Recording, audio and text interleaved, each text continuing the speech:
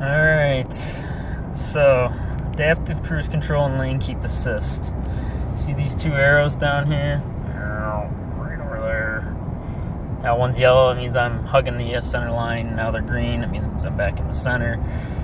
So that's the lane keep assist. So I'll move over to the right shoulder here a little bit. Let's see how it goes yellow. If I go even further over the white line, the truck will it'll go red, and then it'll try to pull me back in. So that's lane keep assist. So then adaptive cruise control. See the mile per hour there I have it set at. See if I can increase this enough to get up to this car up here. So there's a car up there. You can see. So it shows the set speed down there. Set speed 64. It's gradually speeding up. If you hit cancel, the thing I like is it puts a line through it. See how it has a line through this set speed? So it shows that the cruise control is now off, but when you resume it, what it's going to resume to, which is kind of a nice feature. So I hit resume here. I go back up to 64 here. Let me speed up a little more to catch up to this guy. So once it recognizes the car up here, it'll pop up. See the little car pop up there in the middle? That means it sees the car in front of me. Oh, disappeared. A little too far away yet. See, there it is. So it sees the car in front of me. Now I have the distance to follow that car set at the closest. If I increase that, see the line below the car? See how they increase there? So now I'm at the farthest distance to follow a vehicle. And I have the cruise set at 64. Yeah, I'm going now 61 because it's slowing me down to keep an appropriate gap to what I have set. Just went down a hill there, so it got a little closer than it normally would. So I'm going to decrease this, to the closest setting. So now it's going to speed up here to the closest setting.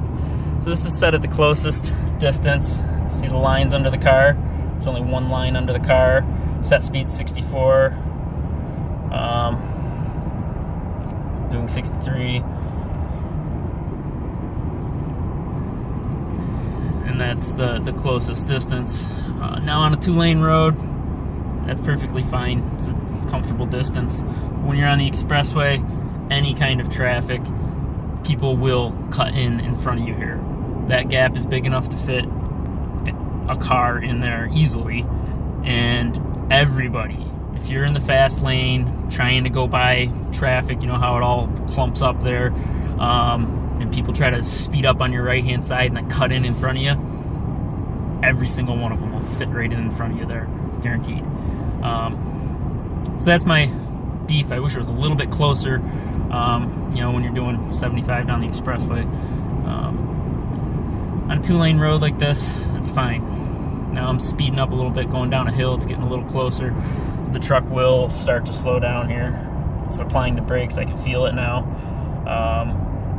to once again gain the appropriate gap. So lane keep assist is okay. If I let this go over the line, I gotta turn here. The lane keep assist is okay. It takes a little getting used to, and you can shut it on and off pretty easily. So sometimes I use that. Alright, I just wanted to show a little bit about where the settings are for the lane keep assist and adaptive cruise control. If you go all the way over to the right to your settings menu, and you got to scroll down a ways here to lane keep assist. It's called right out under there. Hit OK. The first section in the lane keep assist is the mode. Under the mode, you can set it to alert. Alert will vibrate your steering wheel. You can set it to aid.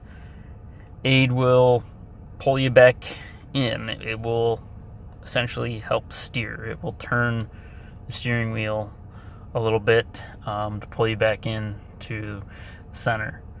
Or you can have it on alert and aid, in which case it will do both. It will vibrate your steering wheel and it will pull you back in. The way I like to kind of try and explain how it feels with the pull you back in, which, I was really skeptical about it, and I don't use it all that often. It's pretty easy to shut on and off. There's a hot button, or lack of a better term, kind of down here. You can hit this button and it shuts it off. So if you want to shut it off while you have it turned on within your settings, you just hit that button down there and you're good. But the way I explain it is, so say normally driving down the road, it takes 5 pounds of pressure to turn the steering wheel. If you're going over the white line or the yellow line and the truck thinks you shouldn't be, it will then make it so that it requires 8 or 10 pounds of pressure to turn the steering wheel. So it makes it feel a little bit harder to turn the steering wheel. It does not make it so that you can't. You can still go over the line perfectly fine. It just requires a little bit more force or pressure. So that's kind of in the settings there. Next is the alert intensity.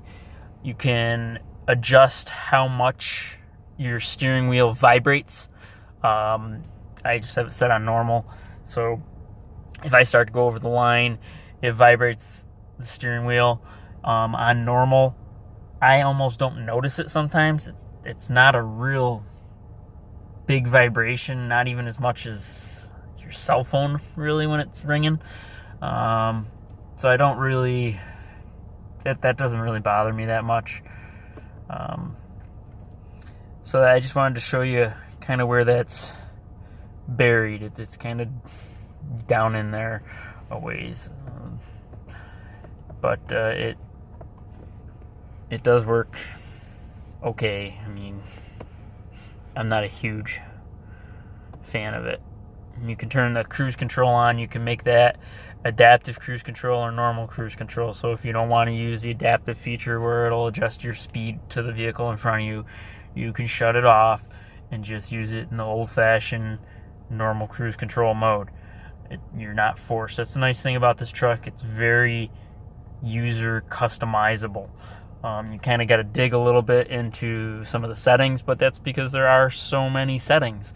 So there's just so many different things in here that you got to go through and figure out.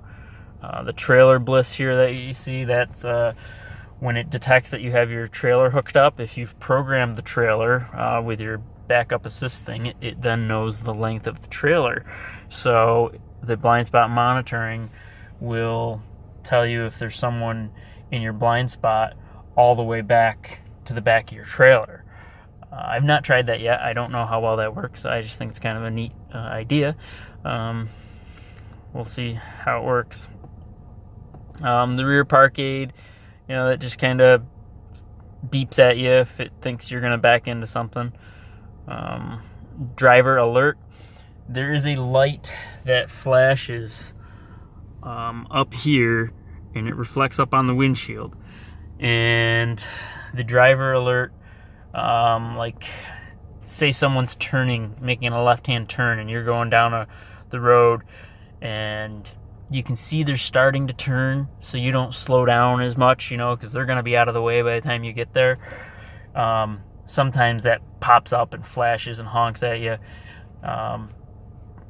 So I don't know. I could take it or leave it with that. Cross traffic alert.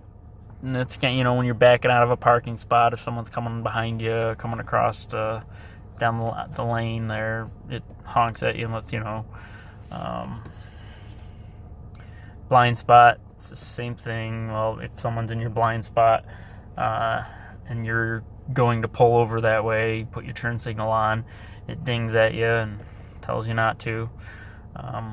The auto high beams, there again, you can turn those on and off. I mean, some people don't want to deal with auto high beams. They don't want to deal with all this technology. It's in this truck. I completely get it. There's a lot of technology in here, and it's just a little overwhelming for some people. But you can shut it off.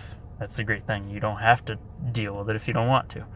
So that's all. I just want to show a little bit about where the adaptive cruise control is buried, and that's pretty much it. I kind of wish that this display was a little bit more customizable. On the Ram, you can have a few different things up in this area. Like you can have the compass and your average miles per gallon.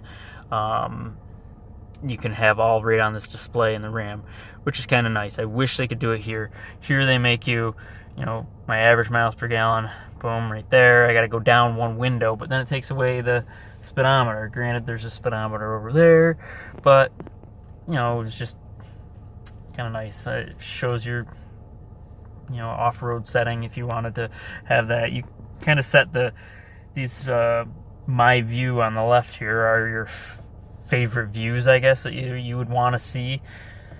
So they're easy to access or scroll down and find. And I just wish you could have the digital speedometer up there with a few other things. You can, in the upper right there where the turbo is, you can put other things in that one corner. But that's pretty much it. The other stuff is fixed across the top there. The oil and the temperature and the fuel, they're all fixed. The turbo there, you can put other stuff in that spot, but really honestly, the turbo's kind of fun to watch. It's one of the few things that you can watch as you're going along and really notice. I guess that's it. I'll just end it there.